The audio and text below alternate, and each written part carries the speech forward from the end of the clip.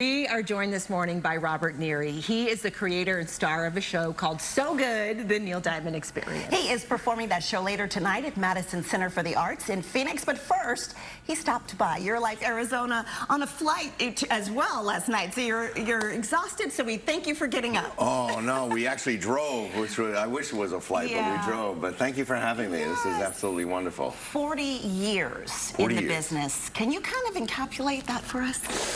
If you have a television, you know, and you turned it on in the last, you've seen me. Yes. That's how many guest starring TV roles that I've done. I've done 3 Broadway shows. I met my wife on Broadway in 1996 at Smokey Joe's Cafe. I played a bad guy. I played a bad guy on TV about 90% of the time.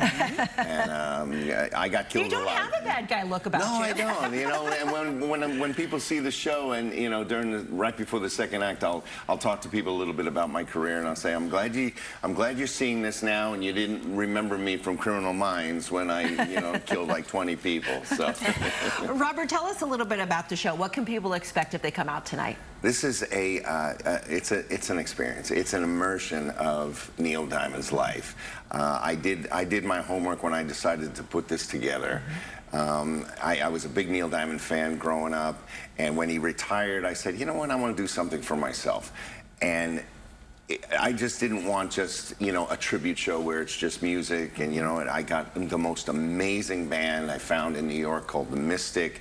We put this thing together, and it's got multimedia, it's got costume changes, it's got everything. And people come up to me afterwards and they say, oh my gosh, it was like being at a Neil Diamond concert. Yeah, that's amazing. And that's exactly what I set out to do. Well, when you are taking on an iconic role like Neil Diamond, talk about the training and what you have to get in your own mind to be able to pull this off, because we're singing the songs, we all know the words, we all know his mannerisms. How did you prepare for this? I've always been able to, you know, do his voice. You know, I've always, I have that baritone voice.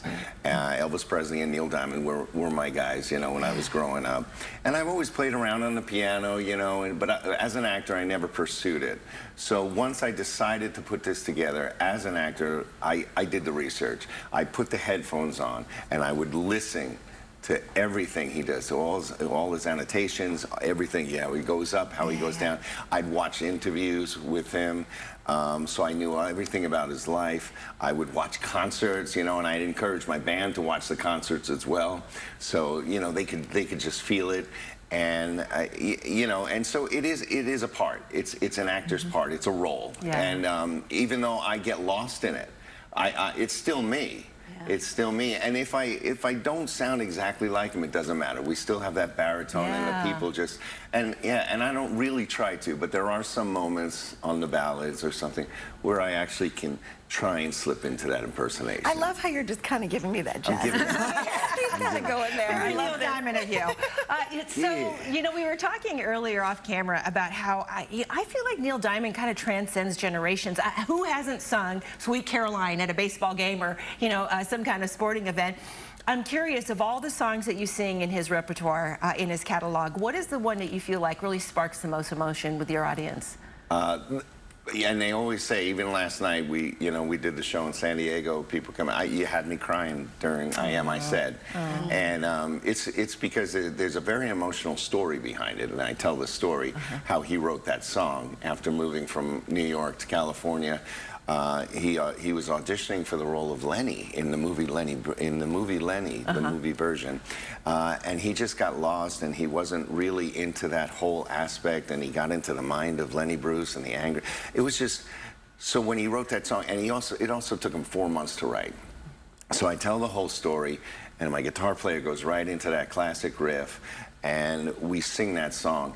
And it brings, and then it's you know, it suspends into this great crescendo of a power ballad. And I moved from New York to LA when I was 20 years old to become an actor. Now, I didn't go into a deep depression like he did, but just, you know, the realism of it is that song brings out a lot to everybody, because they say already it's an incredible song. Then when they hear the backstory, Yeah. Just elevates it to another level. Yeah, and it really is an good. experience. You have said that. Yes, Tickets are yes. still available. Folks can come out tonight. Oh, yes. If you're not at the Fiesta Bowl, as a matter of fact, I was saying, oh my gosh, maybe I can just postpone it until after the game and I can go.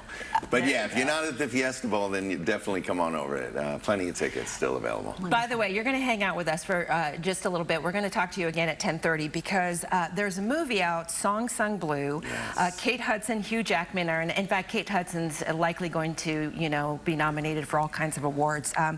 So yeah, the two of them play a couple that are in a Neil Diamond tribute band, yeah. and Claire happens to be here in our studio in Phoenix, Arizona, and you reached out to her professionally. Yes. So And you two just met. We just met. We've been in touch for about 6 or 7 months now, and yes, we just actually met physically the first time. So we're excited to bring you two together, person to person. Okay, so we'll do that at 10:30. Thank you.